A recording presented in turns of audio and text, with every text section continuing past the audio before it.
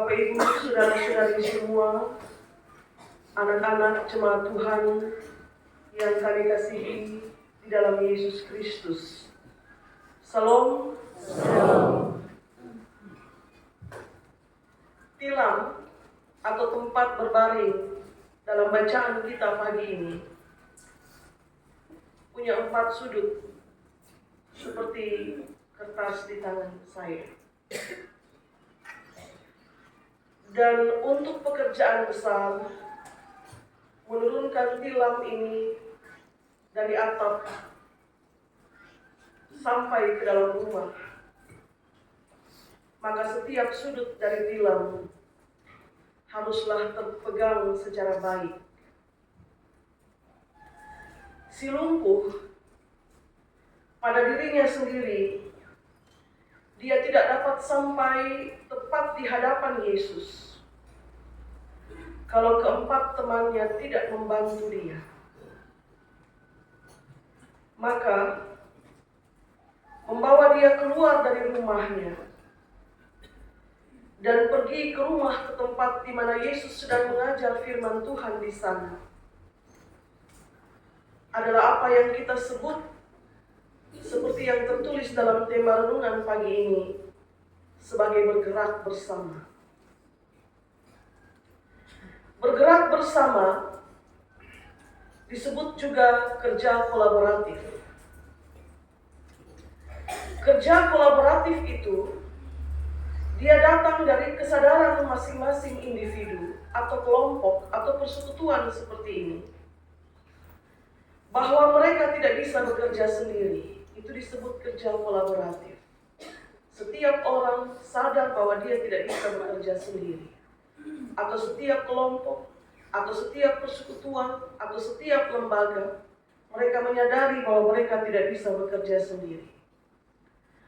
Untuk mensukseskan suatu pekerjaan besar, mereka harus bekerja kolaboratif. Mereka harus bekerja bersama-sama.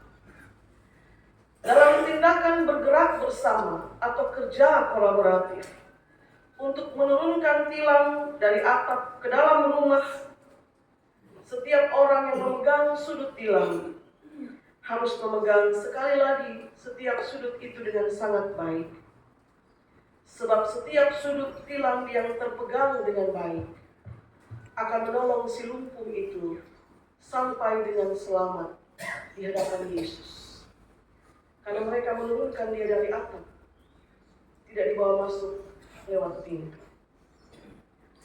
Sekali lagi, Bapak Ibu, saudara-saudari, si lumpuh itu pada dirinya sendiri, dia simbol ketidakberdayaan. Dan untuk membuat dia menjadi berdaya, maka dia perlu orang lain untuk membantu dia. Membawa dia keluar dari rumahnya, ke rumah tempat di mana Yesus berada. Maka pada tempat yang pertama, muncullah pertanyaan. Kalau kelumpuhan itu simbol dari ketidakberdayaan, maka adakah jaminan yang pasti bahwa ketidakberdayaan itu akan dipulihkan saat dia berjumpa dengan Yesus?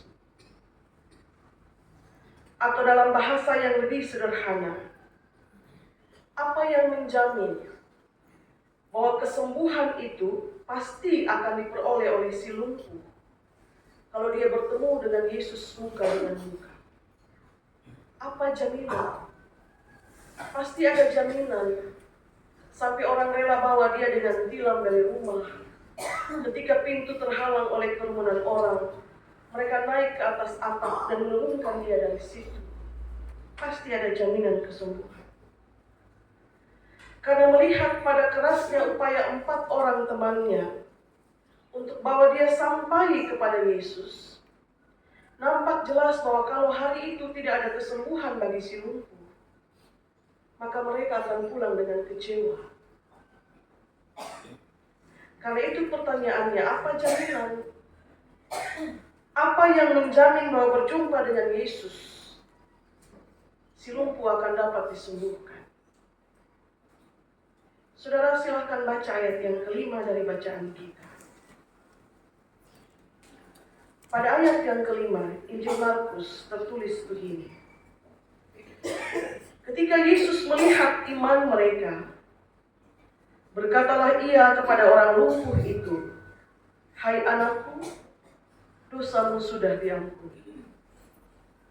Saudara-saudari jemaat Tuhan yang terkasih, dalam tindakan bergerak bersama hari itu, menurut ayat yang kelima, apa yang dilihat Yesus pertama kali?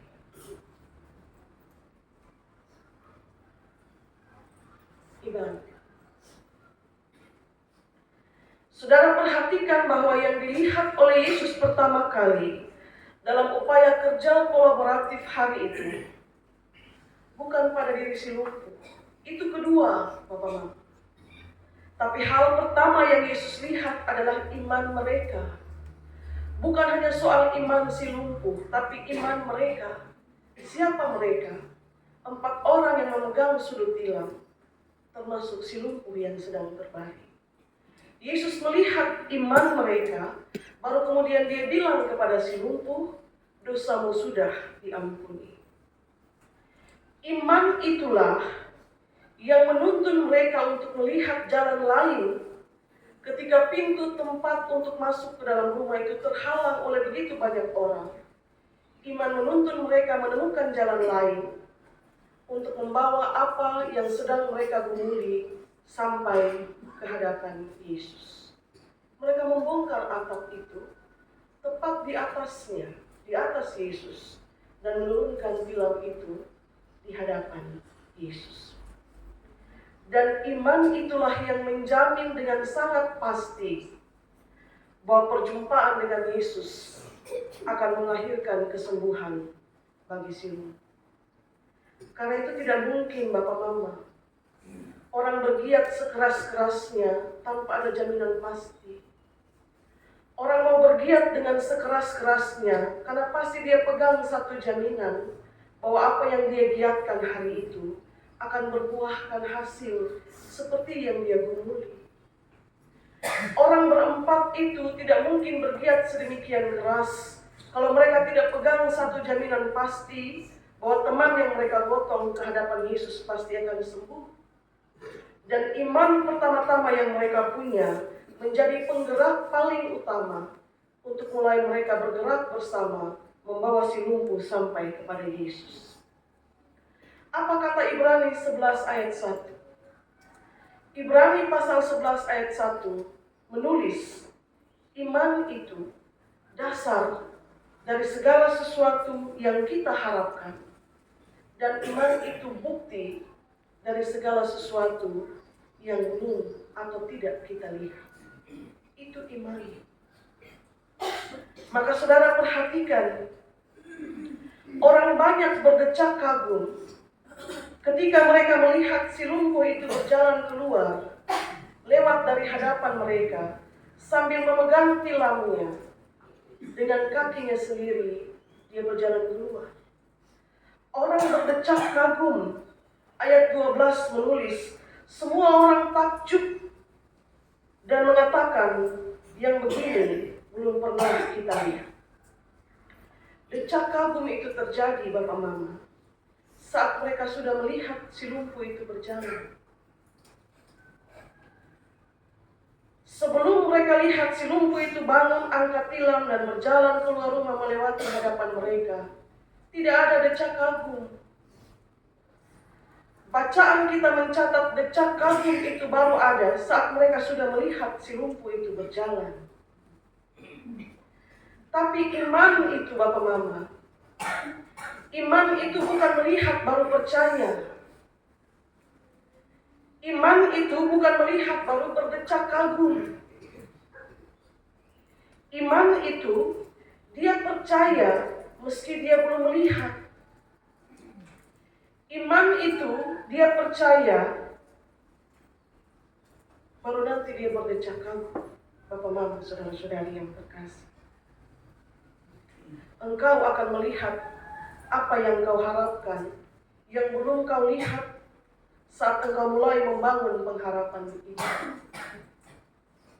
Karena itu kenapa Sarah tertawa Waktu malaikat bilang tahun depan di saat seperti ini, engkau akan melahirkan menggendong seorang anak laki-laki.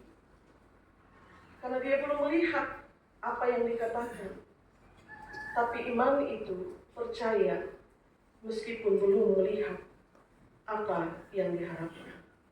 Dan itulah sebabnya yang Yesus lihat pertama dari kerja kolaboratif hari itu adalah iman mereka. Baru setelah itu dia berkata kepada si lumpuh, dosamu sudah diampuni. Saudara-saudari jemaat Tuhan yang terkasih, bergerak bersama itu bukan soal asal bergerak.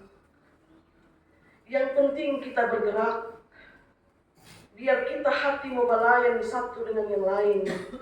Yang penting kita kelihatan bergerak, kita bergerak bersama. Tidak begitu.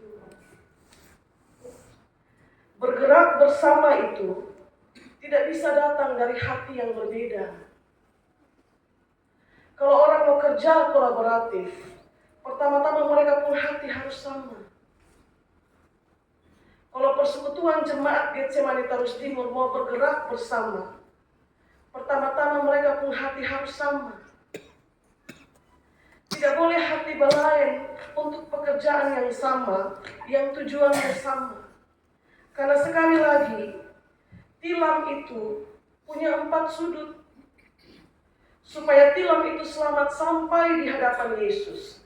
Setiap orang yang pegang sudut tilam, mereka harus punya satu hati untuk kasih turun itu tilam, supaya si lumpuh tiba dengan selamat di hadapan Yesus. Bergerak bersama itu harus lahir dari kesatuan hati.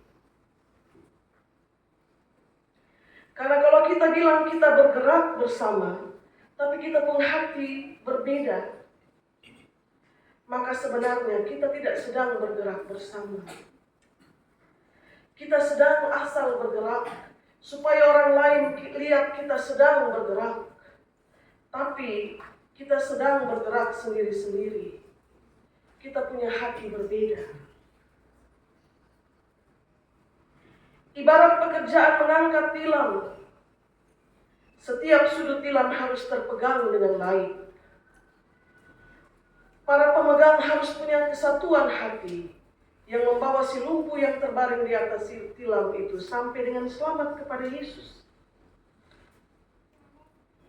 Mereka harus punya satu hati yang sama-sama percaya bahwa yang mereka kerjakan hari ini belum mereka lihat hasilnya. Tapi mereka percaya bahwa Tuhan akan memperkenankan mereka melihat hasilnya. Saya mengajak saudara untuk berpikir begini. Waktu mereka mendengar bahwa Yesus ada di rumah itu, mereka memutuskan untuk bawa si lumpuh pergi kepada Yesus. Itu gerakan pertama dari seluruh rangkaian gerakan gerak bersama. Kalau 4 temannya tidak punya kesatuan hati, tidak mungkin mereka kokoh bawa lumpuh ini lengkap dengan tilam-tilamnya untuk pergi ke rumah tempat di mana Yesus ada. Dimulai dari kesatuan hati itulah, mereka belum melihat apakah si lumpuh ini nanti akan berjalan atau tidak. Tidak. Tapi tujuan mereka adalah supaya dia bertemu dengan Yesus. Karena kalau kita baca perikop-perikop sebelumnya, di Kapernaum Yesus buat banyak sekali mujizat. Dan mereka percaya dalam iman bahwa teman kita ini akan disembuhkan oleh Yesus. Mereka belum melihat kesembuhan, tapi mereka memutuskan untuk mulai bergerak bersama terlebih dahulu. Persoalannya nanti hasilnya seperti apa? Itu bagian dari perkenanan Tuhan untuk menyatakan buah dari iman yang mulai mendorongmu untuk mulai bergerak bersama-sama. Karena itu dasar dari gerak bersama adalah iman kepada Kristus, Bapak. Dan bukan yang lain. Sebab ketika kita bergerak bersama, yang Tuhan lihat dari seluruh pekerjaan itu pertama-tama adalah iman kita. Apakah kita percaya? Saat kita mulai bergerak bersama, yang Tuhan lihat pertama dari gerak bersama kita untuk pekerjaan pembangunan rumah ibadah. Apakah ada iman di dalammu? Kita belum melihat gedung kebaktian yang baik. Yang kita lihat adalah rekaman video hasil kerja Sigma Engineering yang menampilkan seperti apa bangunan itu kelak. Tapi kita belum melihat gedung itu sebenarnya hasilnya seperti apa. Tapi kita mulai bergerak bersama. Kita percaya nanti kita lihat, dan kita mulai bergerak bersama hari ini. Iman yang berjuang untuk sesuatu yang belum dilihat, meski tidak ada jaminan pasti bahwa itu nanti akan kita lihat, tapi kita memutuskan untuk mulai bergerak. Semua dimulai dari iman, Papa Mama. Dan iman itu berbuahkan kesembuhan.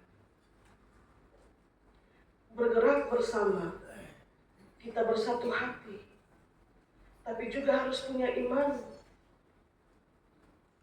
Kalau kita tidak punya iman untuk percaya bahwa bangunan itu akan jadi, maka sia-sialah kepercayaan kita. Bapak, Mama, saudara-saudari yang terkasih, bergerak bersama itu sekali lagi butuh kesatuan hati. Tidak bisa asal bergerak sementara hati kita sedang mempelai satu dengan yang lain. Kalau bergerak bersama yang diikuti dengan satu hati untuk mencapai satu tujuan, dapatlah pekerjaan kita itu kita sebut sebagai kerja kolaboratif. Menyadari bahwa kita tidak bisa kerja sendiri-sendiri. Kita butuh orang lain. Kita butuh satu persekutuan, turun bersama, gerak bersama, kerja bersama, nikmati hasil bersama, makan bersama-sama. Gerak bersama kita hari ini belum kita lihat hasilnya. Tapi sesuai dengan bacaan firman Tuhan, kalau si lumpuh tidak dibawa keluar dari rumahnya untuk pergi ke rumah tempat di mana Yesus berada, maka dia tidak akan pernah berjumpa dengan Yesus. Kalau gerak bersama kita tidak dimulai, kita tidak akan pernah bisa melihat hasil yang Tuhan sediakan.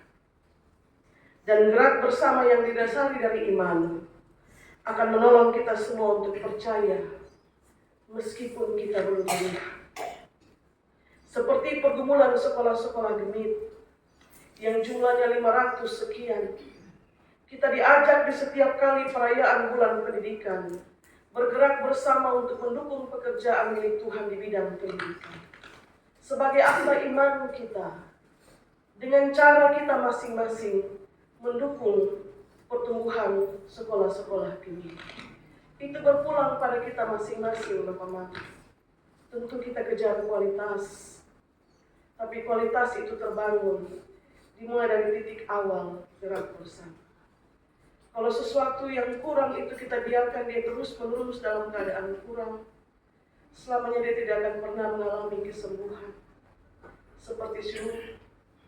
Kalau sekolah-sekolah gemit kita biarkan demikian, tanpa ada gerak bersama untuk mendukung, selamanya dia akan ada dengan status yang demikian dalam pandangan kita.